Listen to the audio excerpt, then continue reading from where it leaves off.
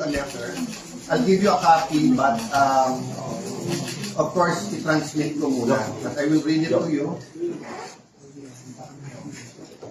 The Honorable Faustino Boji D. III, Speaker, House of Representatives, Batasan Hills, Quezon City. RE, Articles of Impeachment against Vice President Sara Zimmerman Duterte.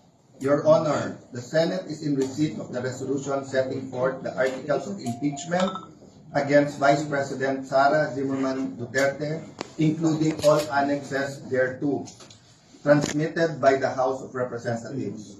Pursuant to Rule 1 of the Senate Rules of Procedure on Impeachment Trials, the Senate has taken proper order of the impeachment and shall immediately proceed to its consideration, consistent with its mandate under Article 11, Section 3 of the Constitution.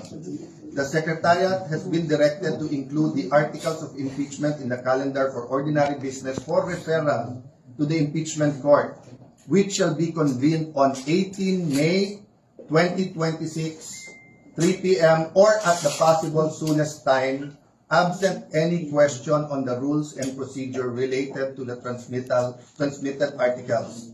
The parties shall in due course be directed to appear before the Senate sitting as an impeachment court on a date to be determined subsequently.